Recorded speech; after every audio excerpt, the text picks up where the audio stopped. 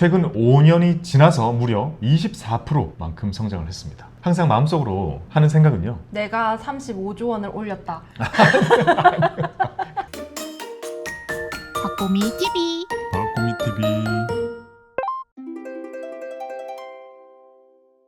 안녕하세요, 박보미입니다. 자, 오늘 제가 가지고 있는 내용은 연금저축의 통계입니다. 정기적으로 해드리고 있는 내용입니다. 오늘 가지고 온 거는요 2024년 겁니다. 우리가 어차피 알려드리는 거는요 1년씩 레깅 될 수밖에 없어요. 왜냐면 해가 끝나야 나오기 때문에. 그래서 오늘 말씀드릴 내용은 바로 2024년까지의 내용이 되겠습니다. 자, 제목 그대로요, 연금저축이 드디어 170조가 넘었다고 합니다. 170조 하면 이게 어느 정도의 덩어리 사이즈인지 감이 잘 안 올 수가 있거든요. 퇴직연금 400조. 그렇죠, 400조 넘죠. 저희가 통계 콘텐츠 할 때 퇴직연금이 진짜 말도 안 되게 늘고 있어요. 그래서 말할 때마다 지금 계속 업데이트 해줘야 될 정도로 높은데, 자, 연금저축은요 사실 되게 더딥니다. 이거 되게 더디고 작아요. 왜냐하면 잘 생각해봐요. 퇴직연금은 자동이에요. 강제적인 게 어느 정도 있어가지고 늘 수밖에 없는 거고. 그렇죠. 이거 강제예요. 왜냐면 사람들이 1년, 2년 일할 때마다 무조건 커져요. 이거는 끝없이 커지고 엄청나게 커질 수밖에 없는 요소인데, 연금저축은 어때요? 자발적. 이 완전 자발적이에요. 자발적인 것과 이 자동의 차이는 너무나 크기 때문에 연금저축은 1조만 들어도 와, 사람들이 자발적으로 1조를 넣었네 라는 생각을 해도 된다는 겁니다. 안녕하세요, 님. 안녕하세요. 네. 근데 생각보다 많이 하고 있는 거 아니에요? 왜냐면 강제적인 게 400조인데 자발적인 게 170조면 절반 정도는 하는 거잖아요. 그렇죠. 엄청 대단한 거긴 한데 아쉬운 거는요, 제가 컨텐츠를 만들면서 이미 커져 있던 게 그래도 100몇십조 된단 말이에요. 그러니까 그 후에 얼만큼 늘었는지를 우리가 오늘 한번 파악을 해보자고요. 170조 얼만큼 온 걸까요? 자, 오늘 제가 가지고 온 내용들은요 2025년 7월에 나온 금융감독원의 보도자료를 가지고 왔습니다. 이번에 이 소중한 자료를 준비해 주신 분은 짠, 김윤조 팀장님과 국가은 조사영님께서 요거를 준비를 해주셨습니다. 열심히 정리해 주시고 열심히 데이터를 모아 주신 만큼 이제 잘 알리는 역할을 우리가 해보도록 하겠습니다. 이번에 보니까 Q&A 같은 것도 문답형으로 붙여주셨던데요? 그쵸. 특이하더라고요. 통계 자료만 있는 게 아니라 다양한 것도 있어서 지금 보여드린 이 자료는요 이 영상 바로 아래에 링크로 달아드리겠습니다. 이거 풀 버전을 보시고 싶으신 분은 클릭하셔가지고 PDF로 뜨는 거 바로 보실 수가 있거든요. 그걸로 한번 봐주시면 좋을 것 같습니다. 우리가 컨텐츠로 주로 다루는 그런 내용들이 막 이번에 들어가 있더라고요. 자, 첫 번째 주제입니다. 얼마나 쌓였을까? 과연 얼마나 많은 사람들이 투자를 하고 있을까? 만약에 내가 연금 계좌에 2천, 경우에 따라 5천, 자 1억 원, 자 이 돈이 과연 얼마만큼 쌓여있는 돈의 뭉치 속에 내 돈이 있는 것일까? 궁금할 수도 있잖아요. 짠! 연금저축은요 지금 178.6조 원이 준비가 되어 있습니다. 정말 우리가 열심히 월급을 떼가지고 붓는 거잖아요. 그게 지금 178조 원만큼 쌓였다는 거죠. 자, 그렇다면 이게 얼마만큼의 덩치인지 우리가 궁금하잖아요. 비교를 한번 해보겠습니다. 그거 바로 아래에 있는 2층에 있는 퇴직연금은 430조, 연저가 178조. 근데 상당합니다, 연저도. 그리고 대망의 큰형님인 국민연금은요 조금 줄었네요. 1212조 원. 이렇게 합해가지고요 2024년 말 기준으로는 우리 모든 국민의 노후를 위해서 준비된 돈이 무려 1823조 원입니다. 자, 이 정도 사이즈라면 우리가 흔히 여행 다니는 대부분의 국가들의 GDP나 그 나라의 시가총액 총합 정도를 가뿐히 다 뛰어넘는 수치입니다. 엄청난 수치죠. 우리나라 주식시장 다 합치면 지금 아마 많이 늘어가지고 3천조? 근데 우리의 연금 자산으로만 모인 게 대한민국의 주식시장 다 합한 것의 절반 이상이 될 만큼 1823조 원만큼 돈이 지금 모여 있습니다. 그러면 얼마나 큰 돈이 지금 우리의 노후 자금으로 모여 있는지 아시겠죠? 1823조 원만큼 쌓여 있습니다. 자, 그 중에 오늘 가지고 온 것은 바로 연금저축 178조 원입니다. 자, 이 178조 원은 작년 대비해서 무려 10조 원이 늘었습니다. 그래서 지금 178조 원인데 작년에는 167조 원 정도였습니다. 무려 6.4%, 10조 원이 더 늘어가지고 178조 원이 되었습니다. 그러면 총 몇 명인가? 무려 764만 명이 지금 연금저축을 하고 있고요. 2024년 한 해 동안 41만 명이 늘었습니다. 엄청나 있는 거죠. 이거 보면서 제가 기억하기에 계좌 수는 한 1000만 개 정도 됐었거든요. 그러니까 그 마의 벽 같은 느낌이잖아요. 1000만. 이게 한 명이 계좌를 여러 개 뜨다 보니까 사람 수로 이렇게 통계가 나온 거 보니까 764만 명이었습니다. 자, 이것도 정말 큰 인구죠. 저 중에 우리가 있다는 겁니다. 자, 지금 이 영상을 보시는 많은 분들은 아마 연금저축을 가지고 계실 겁니다. 자, 이 연금저축을 가지고 계신 사람이 764만 명, 그 중에 한 명이 나인 거고, 우리가 764만 명 모두가 힘을 합해가지고 작년 동안 10조 원을 들이분 겁니다. 우리의 노후를 위해서. 그리고 작년에 나도 연금해야겠다 라고 들어오신 신규분들이 41만 명입니다. 울산 인구 몇 명이죠? 100만. 울산 크구나.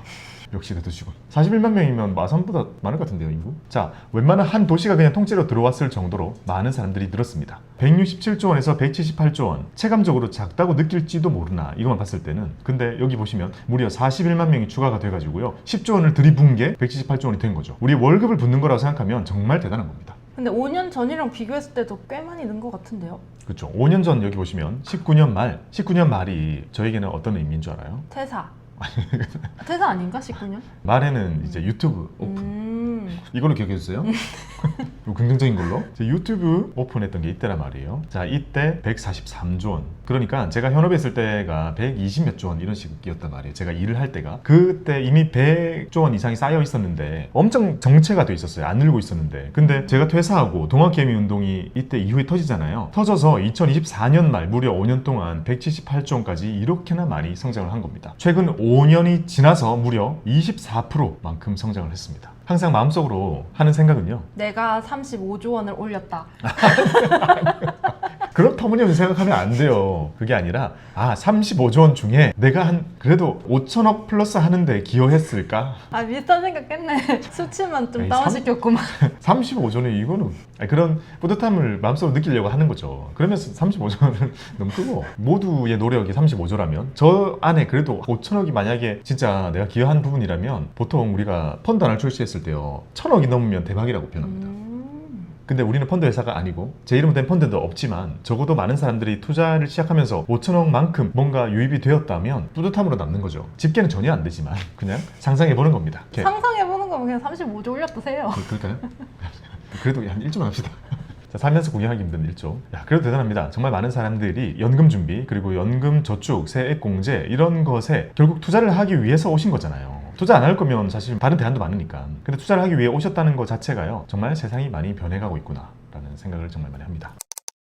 자, 어디에 쓸까? 과연 178조 원이라는 잔고는 어디 있으며 작년에 플러스된 10조 원은 어디로 들어간 것인지 한번 봅시다. 짠! 178조 원 중에서 무려 와, 보험 115조 원입니다. 여전히 65%. 그런데 놀라운 거는요. 펀드가 진짜 많이 늘었어요. 이거 제가 현업에 있을 때 10조 원대로 기억합니다. 근데 지금 멀리서 봐요. 차지하는 이 존재감 봐봐요. 멋있지 않아요? 이런 날이 오는구나. 뭐가 멋있어요? 멋있는 건지 감이 안 오는데. 아니 존재감. 원래 보험이 다 했다니까요. 원래는 대다수가 보험이었으니까. 네. 여기 신탁 14조 남았잖아요. 이것보다 펀드가 작거나 막 그랬으니까 얼마나 작았겠어요. 근데 이제 글자가 들어가잖아요. 글자가 들어가 있죠? 야, 이것도 대단한 겁니다. 이렇게 할 수가 없었어요, 펀드는. 그래서 178조 원 중에서 특징적인 건 여전히 보험에 여전히 대부분이 있고 근데 펀드에 상당히 많이 존재감이 생겼다라는 것을 우리가 확인할 수 있습니다. 제가 바라는 건 보험이 줄길 바라는 게 아니에요. 펀드의 금액이 늘길. 펀드가 늘길 바라는 겁니다. 어차피 이거 준다고 해서 이게 늘지 보장도 안 되는 거고 제가 생각하는 건 어차피 보험에 계신 분들은 투자자가 아니란 말이에요. 투자자가 아니고 오히려 예금자에 가까운 성격을 가지고 있잖아요. 펀드가 늘어야 투자자가 느는 거고 예금자 성격을 가지신 많은 분들이 이렇게 옮겨 오시는 것까지 좀 더해지는 거겠죠. 어쨌든 중요한 건 펀드가 느는 게 제일 중요합니다. 자, 연금저축의 잔고가요. 지금처럼 178조 원까지 오기까지 작년에는 167조 원 그리고 그 전년도에는 159조 원이었습니다. 요거 영상 다 있죠. 자, 보험 볼게요. 112조 원 그리고 115조 원 그리고 115조 원입니다. 진짜 자, 별로 안 늘었는데요? 근데 어쨌든 늘고 있죠. 줄고 있다고 생각하시는 분들이 많은데 그렇지 않다는 거죠. 이거는 투입하는 돈이 는 게 아니라 가입자가 는 거예요. 최근에는 거의 안 늘고 있죠. 그러니까. 그러면 최근에 가입하는 사람들은 대다수가 연금저축 펀드를 든다는 거잖아요. 그렇게 추측해 볼 수 있죠. 그러니까 예전에도 여전히 보험 쪽이 파워가 있어요. 왜냐하면 보험 쪽은 금리형 상품이잖아요. 신경 안 써도 됩니다. 투자가 아니라 말이에요. 사람들은 투자를 하는 것보다는 돈을 지키는 것을 택해 왔다는 거죠. 어쨌든 연금 노후 준비를 위해서. 근데 지금은 어떤 선택을 하고 있다는 거예요. 22조였던 게 29조 그리고 심지어 40조까지 늘어나고 있습니다. 이거 근데 좀 팍팍 는 거 아니에요? 정말 팍팍 늘고 있죠. 이건 뭐 비율로 따지면 몇십 프로씩 팍팍 늘고 있는 걸 보여주죠. 자, 그리고 밑에 있는 신탁, 요거는 은행만 할 수 있는 건데 2018년부로 요거는 판매가 중지됐습니다. 그냥 홀딩이 돼 있는 금액이라는 의미입니다. 자, 15조 원, 15조 원, 14조 원. 이게 줄어드는 거는 수령하는 사람이 있거나 아니면 연금 이전하는 사람이 있거나 해지하는 사람이 있거나 이런 식으로 빠져나가는 돈만 있다는 거예요. 왜냐면 새로 못 들어와요, 이제. 오로지 유출만 있는 건데 그것도 되게 더디게 좀 되고는 있어요. 왜냐면 이미 넣어놓은 것들은 그냥 다 샀으면 사실 딱히 변화를 안 주려고 하는 그런 수요가 있겠죠. 그래서 어쨌든 전체적으로 봤을 때 무려 연금저축 펀드가 최근 한 해 동안 37.9%만큼 증가를 했다는 게 의미를 부여를 해보고 싶습니다. 와, 근데 어쨌든 연금저축 펀드로 넘어온 거는 투자에 의향이 있다는 거잖아요. 그렇죠. 왜냐? 자, 생각해보자고요. 연저로 넘어가지고 연저펀 하잖아요. 자, 펀드로 들어와서 우리가 정말 안전하게 할 수 있는 방법이 뭐가 있어요? CD금리, 그 다음에 코퍼 있겠죠? 그리고 달러 한다 보면 소퍼 있겠죠? 그 다음에 MMF 있을 거고, 이제 MMF 등을 담고 있는 그런 ETF들 있을 거고, 그 다음에 안전하게 할 수 있는 것들 하면 이제 채권형 상품들이 될 텐데, 채권형도 완전한 보장성은 아닌 거죠. 자, 이렇게 거의 금리형이잖아요, 금리형. 금리형만 하기에는 지금은 아쉽거든요. 그리고 금리형을 할 거라면 저는 어디로 가라고 해요? IRP로 가는 게 IRP. 나아요. 왜냐면 거기는 예금이 있잖아요. 예금도 있고 심지어 ELB도 있고 할 수 있는 게 더 많단 말이에요. IRP는 퇴직연금 편에 들어가 있어요. 카테고리는 완전한 퇴직연금이에요. 오늘 하는 거는 연금저축에 있는 잔고입니다. 자, 그러면 IRP를 두고 여기 와 있다는 건 투자에 대한 수요가 그래도 훨씬 강하다라고 우리가 기대해 볼 수 있는 거죠. 왜냐? 만약에 나도 투자를 해야겠어. 세금공제 받아야겠어. 그럼 뭐가 있지? 연금저축과 IRP가 있잖아요. 이거의 차이가 뭐지? 우리 그 영상 조회수 되게 잘 나오거든요. 그거 보면 많은 분들이 검색해보고 그러면 나는 지켜야 되니까 IRP를 하겠어 라는 분들이 많은 반면에 연저를 굳이 오신다는 건 세금공제 금액도 작잖아요, 연저가. 근데 여기로 오신다는 건 투자에 대한 수요가 훨씬 크다고 저는 생각을 해보는 거죠. 그러니 22조였던 게 29조가 되고 40조로 점프를 했다는 건 최근 1년 동안 시장이 그렇게 좋았나? 사실 최근에 올라왔잖아요. 쉽지 않은 시기였는데도 불구하고 투자에 대한 수요는 엄청 커졌다라는 것을 볼 수 있고, 이 투자라는 것의 수요를 어디에서 실현하기를 원하냐면 연금인 거고, 그리고 그게 가능하다고 사람들이 믿게 된 이유는 여기에 미국 주식이 있기 때문이에요. 이게 다 만난 거죠. 장기 투자, 미국 주식, 그리고 연금저축, 세액공제, 이 모든 게 다 만나가지고 이런 수요가 생긴다는 겁니다. 지금 이렇게 여기만 거의 10조가 들어온 거구나. 그러게, 10조가 펀드로 들어왔네. 그쵸. 그리고 연저펀을 강조하고 추천하는 유튜버들이 많이 있을 거예요. 저를 비롯한 많은 분들이 거기를 많이 해라고 이제 얘기를 하는데, 그게 아무리 파졌다 해도 10조가 들어올 수는 없어요. 10조는 정말 큰 돈이잖아요. 제가 항상 뭐라고 하죠? 1조 원이면 대기업 하나다. 10조가 들어왔다는 건 지금 안 보이는 모든 곳에서 투자에 대한 수요와 연금에 대한 것과 미국 주식에 대한 믿음, 이 모든 게 어우러져 가지고 이런 결과가 만들어진 거죠. 2022년도 올려봐요. 쉽지 않았죠? 3년 쉽지 않았죠? 4년도 쉽지 않았지만 미국 주식은 끊임없이 올랐거든요. 중간에 살짝 휘청만 했을 뿐 끊임없이 올라줬죠. 그래서 많은 사람들이 어떻게 생각하는 거예요? 미국 주식 할 거면 어차피 연금에서 하는 게 낫고, 왜냐면 오래 해야 되니까 세제 혜택 받아야 되잖아요. 국내 주식이 아닌 이상 미국 투자하려면 세금 피해갈 수 없으니까 연금으로 자연스럽게 넘어오는 겁니다. 저는 여기서 이게 역할이 제일 컸다고 봅니다. 미국.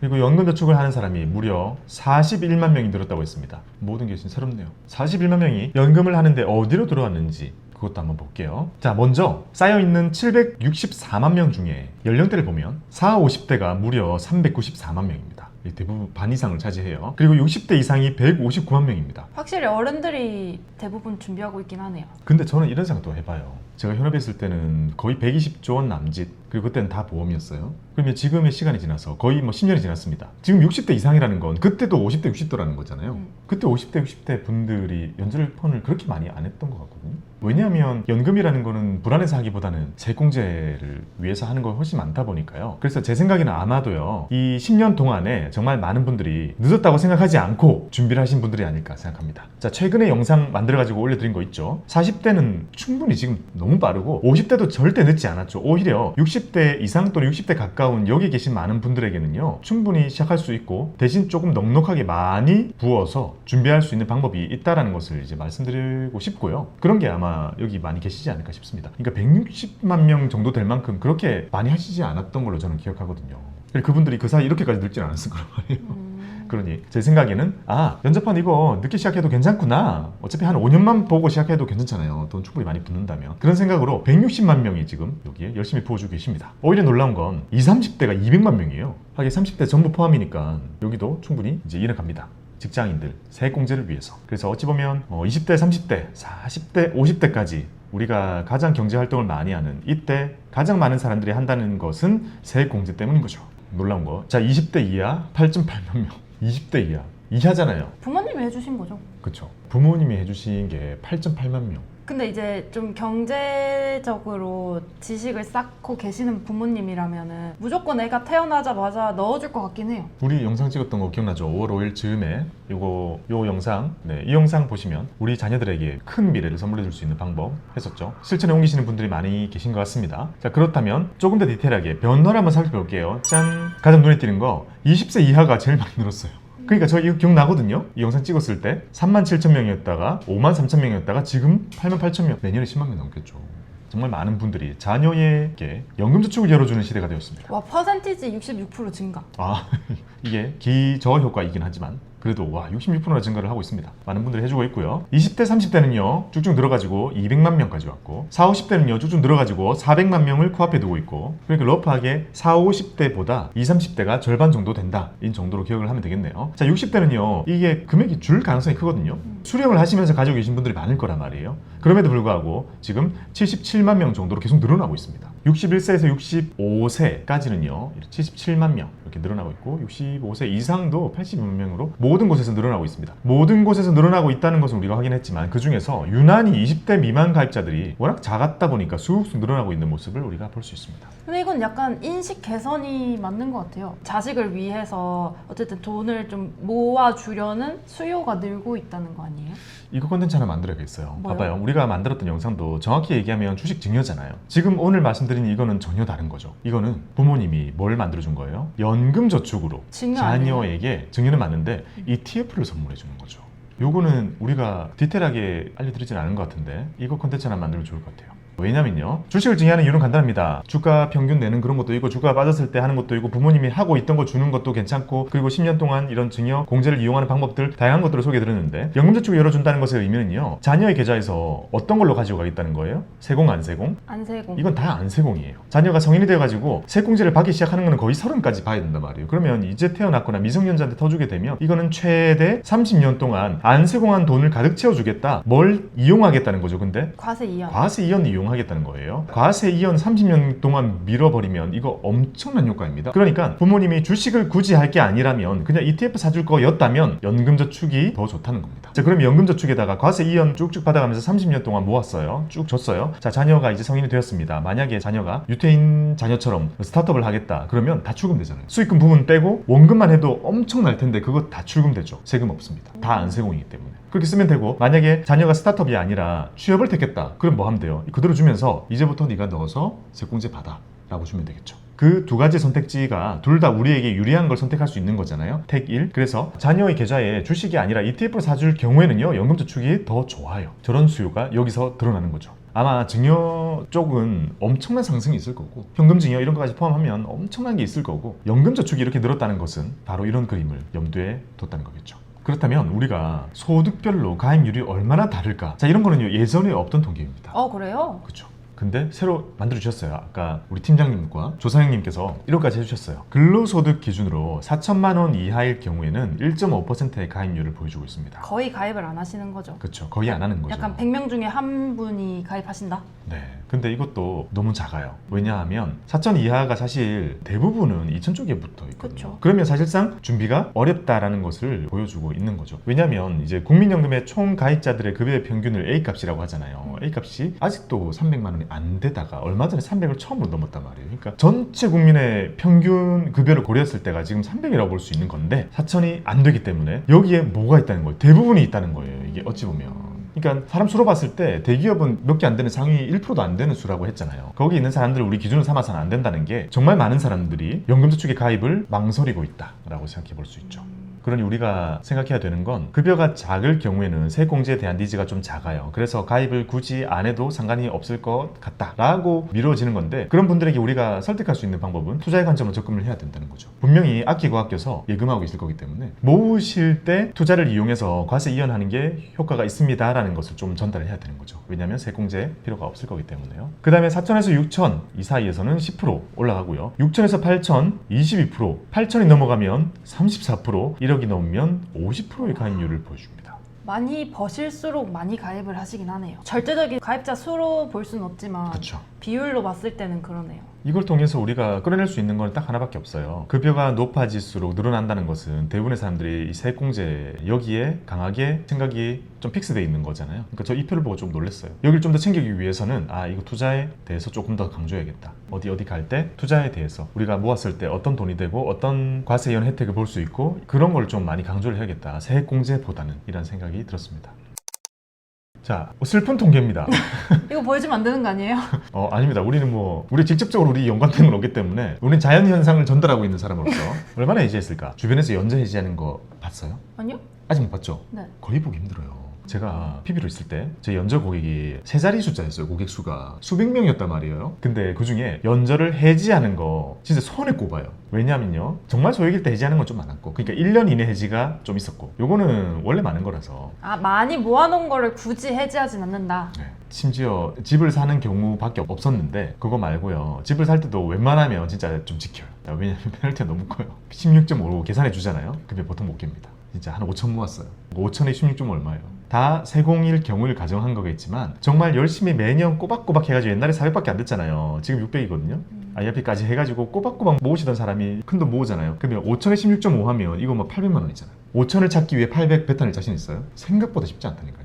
그래서 거의 없거든요. 한번 보겠습니다. 자, 연금저축의 해지, 중도 해지입니다. 자, 임의 해지와 부득이한 사유 해지가 있는데, 임의 해지가 기타 소득세 내고 해지하는 거. 네, 요거는 그냥 깨는 겁니다. 우리가 흔히 얘기하는 깨는 거. 마이너스 16.5%를 다 뱉어내겠다. 95.6%입니다. 와, 대부분이네. 당연하죠. 그래도 막 안세공으로 넣었으면은 수익금 부분에 대해서만 떼는 거 아니에요? 맞아요. 수익금에 대해서만 16.5를 빼죠. 그러니까 지금처럼 사람들이 많이 돈을 부은 게 오래 안 됐어요. 옛날에는 정말 세공제 한도 맞춰서 사람들이 많이 넣었습니다. 지금은 그걸 초과하는 안세공 부분에 대해서도 활용도가 있다는 걸 우리가 많이 알잖아요. 근데 당시에는 이 연저에 대한 거부감이 너무 강해가지고 세공 채우는 거를 어필하는 것도 좀 힘들었어요. 세공에 400 맞추는 것도 거부감이 훨씬 컸어요. 그때는 노후 막 이런 느낌이었거든요. 근데 여기 보면 부득이한 사유 해지가 4.4%입니다. 4.4%의 부득이한 해지는 천재지변. 요거는 이건 천재지변. 작년에 우리가 좀 천재지변으로 힘든 일이 많이 있었잖아요. 맞아요. 산불도 크게 났었고, 그런 것들은 이렇게 공인되는 천재지변이 있어요. 그게 될 때는 그 일 때문에 돈이 필요해서 깰 때는 부득이한 사유 해지가 되고, 어떤 걸 내냐면 연금소득세를 냅니다. 3.3에서 5.5를 냅니다.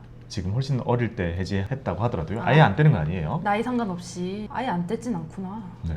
천재지변이 있고, 그 다음에 아직 연금 받을 나이가 안 됐는데 사망을 하시게 될 경우에는요, 이 돈들이 이제 상속으로 진행이 돼야 되잖아요. 그때 요거를 깨가지고 넘어가야 될 텐데, 깰 때 저런 연금소득세가 또 부과가 됩니다. 그 다음에는 많이 아파가지고 요양이 필요하다거나 이런 요건들이 좀 있습니다. 그런 요건에 해당이 될 때는 연금소득세를 낸 걸로 계산이 되는 4.4%의 사람들이 있었습니다. 생각보다 많이 있었네요. 해지가 총 24만 건이었습니다. 꽤 많다. 아까 41만 건 플러스 했잖아요. 사람 수는 41만 명이 늘었는데 계좌는 24만 개면 한 명이 여러 개를 깰 수도, 그럴 수도 있네. 뭐 그런 거 크게 많지는 않겠죠. 그러니까 새로 41만 명의 사람들이 들어오지만 한쪽에서는 또 24만 개의 계좌들이 사라지고 있었다는 거는 우리 사는 게 팍팍하고 유지하는 게 정말 어렵다. 저도 잘 압니다. 깨봤잖아요. 저도 많이 깨봤죠.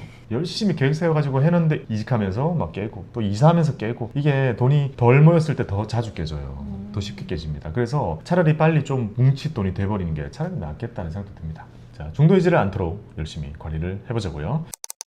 자, 다음은 드디어 인풋의 개념입니다. 이번에는 자, 얼만큼 넣었을까? 우리는 이거를 저축이라 부르기도 하고 적립이라 부르기도 하고 납입이라 부르기도 합니다. 어떤 말도 쉽진 않아가지고 저는 이런 말을 언젠가 썼으면 좋겠는데, 투자금, 얼만큼 투자금을 입금했나, 입금이라고 할 수 있겠죠. 사실 우리가 연저의 방식을 보면 입금에 제일 가깝잖아요. 그냥 입금하고 그냥 빼고 되니까 입출금인 거죠. 왜냐, 그걸로 우리는 입금한 다음에 뭘 해요? 매수를 하잖아요. 요렇게가 우리는 액션인데, 보통 보험 같은 경우에는 뭘로 끝나요? 납입. 네, 납입 이런 걸로 끝나게 되니까 이제 헷갈리는 거죠. 우리는 요거까지 기억해야 됩니다. 입금하고 매수까지, 이게 투자인 거죠. 입금만 하면 아무 일도 일어나지 않는다. 짠!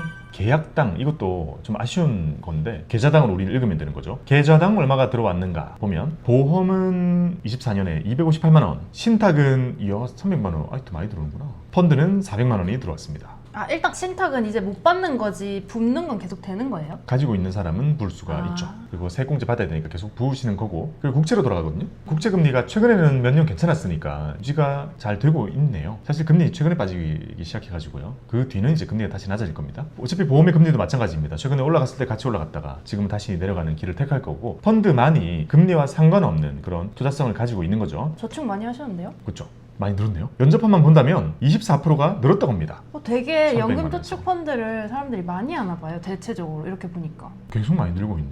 예전에 훨씬 작았던 것 같은데. 자, 1년에 400이라면요. 대략 월 한 33 되는 거잖아요. 모든 사람들이 이만큼씩은 넣고 있다는 거 아니에요. 33만 원 정도의 돈을 넣어서 수십 년이 지나 이게 100만 원 이렇게 돼서 돌아 나오게 만드는 게 우리의 의도인 거니까 잘 되고 있는 것 같습니다. 그리고 개인적으로는 이제 보험과 신탁은 모든 게 약속이 되잖아요. 보장은 되지만 이게 더 늘어날 거라고 우리가 기대 안 하잖아요, 사실. 이게 얼마나 늘어나겠어요. 늘어날 기대는 안 하지만 연금저축에 들어가는 이 33만 원은 저는 아주 강한 확신으로, 아주 높은 확률로 늘어날 먼 거다. 미래에 정말 커져 있을 거다라고 생각하기 때문에 그걸 믿고 이렇게 많은 사람들이 돈을 넣고 있는 거죠. 그렇다면 24년에 들어온 돈 합계는 얼마일까요? 방금 계좌별로 했잖아요. 다 합치면 보험에 들어온 게 4.3조예요. 보험은 여전히 100조 원의 잔고를 가지고 있고, 이미 가입한 사람들은 뭐 하겠어요? 자동이체 되잖아요. 그게 4.3조입니다. 그래도 줄었네요. 덜 넣기 시작했다는 거 아니에요? 예를 들어서 상상을 해보자면 연금저축보험에 막 이렇게 넣다가 연저펀이 더 좋다고 하면서 연저펀의 비중을 막 늘려요. 그래서 지금 5.9가 된 거죠. 어때요? 사실 너무 우리한테 유리한 해석을 하고 있는 거긴 한데 우리 바람이죠. 많이 늘어가지고. 여기 있는 상당수 여기로 왔을 거라고 저도 생각합니다. 자, 신탁에 6천억 넣었던 게 5천억으로 줄었고, 연저펀은 3.2조 넣었던 게 와 5.9조까지 늘은 거예요. 대단합니다. 이게 연금저축 펀드는요, 제가 추측할 때는 이거 자동이체 별로 안 하거든요. 왜냐면 ETF 자동이체 안 되거든요. 우리가 자동이체 되려면 TDF만이 가능해요. TDF랑 이제 일반 펀드라고 우리가 말씀드렸던 거 해봤자 VIP 정도밖에 없단 말이에요. 그러면 자동화가 아닌 걸로 ETF가 훨씬 많을 텐데 6조가 들어온 거잖아요, 거의. 그러니까 이거는 자발적인 매수가 이루어지는 건데, 와, 이게 진짜 대단하다는 거예요. 왜냐면 저는 연금저축 보험을 좋게 보는 몇 가지 포인트 중에 자기 결박이라는 게 있습니다. 연금 준비는 자기 결박 요소 없이 성공한 사례가 별로 없을 만큼 자기 결박 요소가 정말 중요하거든요. 근데 ETF는 그게 지금 없거든요. 없는데 저만큼 넣었다는 건 대단한 거죠. 이거는 2달 동안 안 넣으면 막 실효되고 자동이체 강제를 해야 되고 그런 요소거든요. 그게 없는 연저펀에서 6조 원이 늘었다니. 그리고 그건 전년 대비했을 때 무려 80%가 증가를 한 수치라고 합니다. 처음부터 끝까지 연저펀 찬양 컨텐츠이긴 한데 이제는 수치도 충분히 받쳐주네요. 옛날에는 빈약하지만 이게 좋아요. 그렇게 얘기했거든요. 그러니까 이거를 할 이유가 설명이 된다 이거죠. 네, 많은 분들이 공감을 해주고 계신 것 같아서 아주 뿌듯합니다. 자, 이렇게 모은 돈, 이제 누군가는 나이가 차고 누군가는 퇴사를 하시고 은퇴를 하시고 탔어야 되잖아요. 얼마나 탔었을지 그 수치도 한번 보겠습니다. 수령인 거죠? 네, 연금 수령입니다. 자, 연금 수령을 하면 우리는 1억을 모으면 첫 해에 1200 나온다고 했습니다. 그렇다면 지금 연저펀에 모여있는 돈은 무려 178조 원입니다. 자, 이 중에 수령을 했다고 해도요, 나오는 돈은 극히 일부입니다. 그 일부의 돈 얼마일지 한번 확인을 해볼게요. 그거예요? 대다수는 아직도 적립하는 사람이 많아서? 적립하는 사람은 일단 뽑을 수가 없으니까 다 잠겨 있고, 뽑는 사람조차 일단 다 잠겨 있다. 나오는 거는 너무 쬐끔이잖아요. 그러니까 올해 1년 동안 나온 것만 집계를 한다는 건 수치가 되게 작을 거란 말이에요. 자, 그런 걸 감안했을 때 짠 보면 보험 수령하는 사람은 238만 원 정도, 자, 인당으로. 신탁은 682만 원, 펀드는 529만 원. 신탁은 왜 이렇게 높아요? 근데 이게 연이잖아요. 네. 신탁이 큰 이유는 아까 보여드렸던 것처럼 신탁은 2018년도 이후로 신규가 불가능합니다. 그럼 기존에 가지고 있던 사람들이 지금 쭉 유지를 하고 있는 걸 우리가 볼 수 있었죠. 그리고 그 전에 가입했던 많은 사람들은 이거는 은행에서만 가입을 할 수 있었잖아요. 그러면 기본적으로 보수적이고 아마 상당히 나이가 어느 정도 있으신 상태, 그 상태에서 유지를 하다가 이제 수령을 하게 되는 거겠죠. 그래서 들어가는 돈보다 나온 돈이 훨씬 많은 게 신탁이 될 겁니다. 자산가들 이런 분들 위주로 세일즈가 많이 진행이 됐었어요. 저 당시에 신탁이 한창 팔릴 때는요. 그래서 682만 원에 이게 평균인 거니까 경우에 따라서는 큰 금액도 엄청 많이 있는 거겠죠. 연금저축 보험은 여전히 좀 작은 편이고요. 이게 작은 이유는 연금저축 보험만 종신이 가능하기 때문입니다. 아, 더 금액을 작게 해서 오래 받게 하는 거예요? 금액을 확 낮추면 종신 수령 신청을 할 수 있어요. 그러면 내가 남들보다 훨씬 오래 살았을 때 유리해집니다. 그건 여기서만 가능해요. 그래서 그런 것들도 좀 영향을 줬겠죠. 연 200만 원이면은 작다. 그렇죠. 그러니까 보험에 좀 작게 하는 사람들이 많은 거죠. 왜냐면 신탁은 은행에서 자산가들 위주로 이거 하셔야죠 해서 듬뿍 했다면 보험은 보통 막 월 5만원, 10만원 이런 세일즈가 되게 많았거든요. 그거 쭉 모아가지고 또 보험은 크게 안 불어나잖아요. 별로 안 불어난 돈으로 지금 수령을 해봤자 그렇게 큰 돈을 받기는 사실상 어려운 거죠. 많은 돈을 받는 계좌가 그렇게 많지는 않을 겁니다. 자, 그에 반해서 연금저축 펀드는요 529만원만큼 지금 수령 금액이 나오고 있습니다. 이것도 점점 시간이 갈수록 늘어나겠죠. 왜냐면 연금저축 펀드 하는 사람이 많아지고 있고 적립금도 늘어나고 있으니까. 그렇죠. 붙는 금액이 이제 커지니까 많이 늘어날 겁니다. 자, 이런 거를 봤을 때 수령하는 거는 보험에서 164만 건, 펀드는 16만 건, 신탁은 9만 건 정도니까 164만 건, 이만큼 많은 계좌가 지금 수령에 들어갔고요. 작게 넣었다면 사실 이 정도 작은 금액이 나오더라도 이게 마치 연금이 용돈 형태로 국민연금의 더해지는 형태로 나오고 있겠죠. 하기야 제 기억상으로 엄마도 평생 5만 원인가 10만 원 나오는 거 뭐 세팅해 놓은 게 있더라고요 옛날에. 그렇죠. 그런 거 은근히 있잖아요. 그러니까 제가 기억하는 건 이거 세대 구분을 하기 좀 그렇긴 하지만 지금 은퇴하시는 사실 우리 부모님 그리고 깻님 부모님도 마찬가지입니다. 지금 은퇴하시는 많은 다소의 그 시니어 분들은요 국민연금이랑 퇴직연금이라는 1층이랑 2층이 좀 괜찮거든요. 그러니까 여기에 플러스 알파가 되는 게 그렇게 크지 않아도 그래도 괜찮은 편이라고 생각을 하고, 제가 걱정하는 건 뭐예요? 후대 주니어급에서는 국민연금과 퇴직연금에 대해서 일단 걱정이 많죠. 기본적으로 확정 안 됐잖아요. 우리 부모님들처럼 확정 안 됐으니까 너무 모르겠다는 게 리스크인 거 아니에요? 그래서 스스로가 많이 모아놔야 된다는 거죠. 그렇죠. 아예 어릴 때 이 세 번째 거 되게 커지도록 준비를 해놔야 되는 거고, 이게 전형적으로 보여줬던 미국 사례잖아요. 복지국가를 지향하는 많은 곳에서도 이거는 다 보여줬던 흐름이기 때문에 우리 다음 세대는 미리미리 준비를 해야 됩니다. 그래서 지금 수령되는 것들은 우리가 언젠가 수령할 것보다는 금액이 많이 작고, 그렇다 보니 500만 원 이하가 무려 84%입니다. 그러니까 우리는 84%의 사람들이 나중에 되어야 되는 게 아니라 연 1200 초과인데 1500까지 초과하게 되면 이제 사적연금 한도에 걸리는 그런 머리 아픈 사람들이 약 한 2-3% 정도 된단 말이에요. 우리는 나중에 여기에 들어가야 되고 여기 비중이 늘어나도록 우리가 열심히 컨텐츠 만들어서 노력해야 되는 거죠. 그래야 연금의 역할을 제대로 할 겁니다. 자, 연금 수령 기간, 확정 기간형 57%, 종신형 아까 얘기했죠? 38%, 보험이 아까 164만 건이 수령 신청될 때 상당히 많은 분들이 종신형으로 받으신 분들이 많습니다. 확정 금액형으로 받는 사람은 아주 작다고 했습니다. 기간 베이스로 가는 거죠, 지금은. 저거 차이가 네. 어떤 거예요? 확정 기간형은 자율이고 막 이런 거예요? 확정 기간형은 10년 받겠습니다, 12년 받겠습니다, 13년 받겠습니다로 확정을 하는 거고, 그 연금 수령 신청할 때요? 네. 그러면 이 기간 동안 다 나눠 받는 걸로 n분의 1 해가지고 일단 매달 나오는 거고, 확정 금액은 매달 100 받을게요. 고갈될 때까지.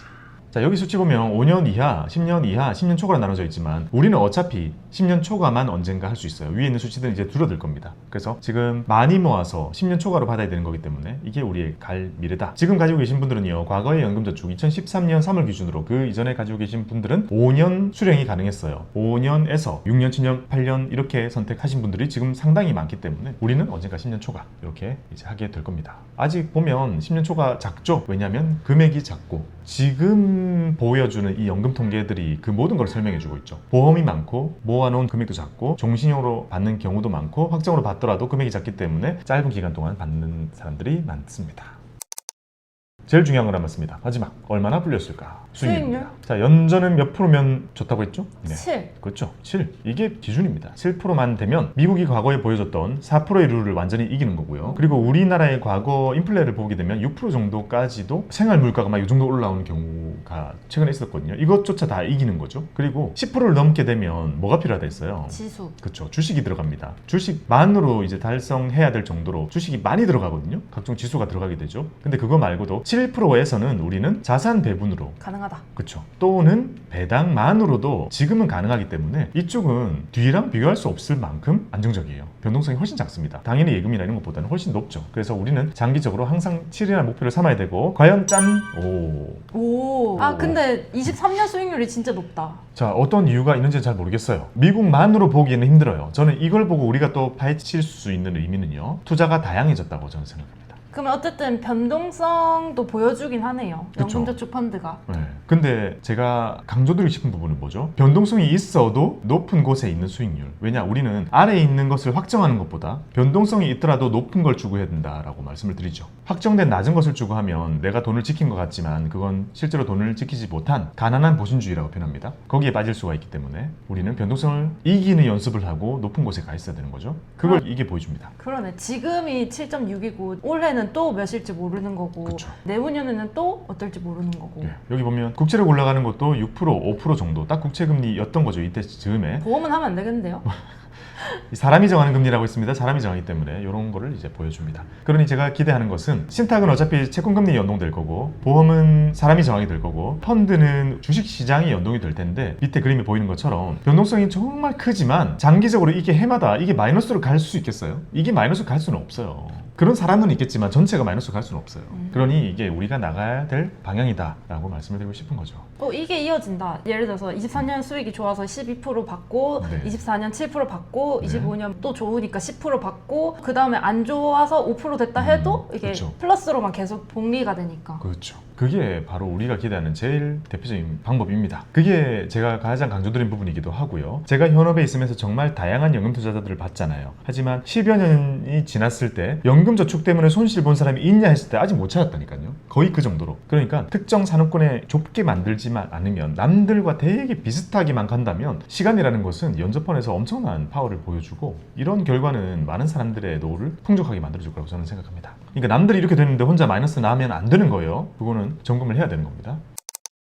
자, 이렇게 매우 치우친 방송, 편의 방송. 매우 편애를 하고 있는 방송, 또 매우 편파적이고 매우 편견 가득한 방송이었습니다. 왜냐? 연저펀이 보여주는 그런 아름다운 수치들을 알려드릴 수 있어서 좋았던 것 같습니다. 결국에 연저펀이 이런 결과를 보여준다는 건 누군가가 리드하는 방법이 아닙니다. 저마다 다 다른 전략을 쓰는 거예요. 정말 수많은 사람들이 나는 이렇게 해야지, 나는 이렇게 해야지, 나는 이렇게 해야지, 나는 이렇게 해야지 그 많은 것의 결과가 어땠어요? 다 좋잖아요. 저는 그래서 이렇게 말씀드리는 거예요. 연저를 다 하세요. 각자 누구는 만족 못할 수도 있고 누구는 만족할 수도 있겠지만 어쨌든 해라고 정말 많은 사람들에게 이렇게 외친다면 시간이 지났을 때 전체로 봤을 때는 행복감이 훨씬 올라가 있을 거라고 저는 믿습니다.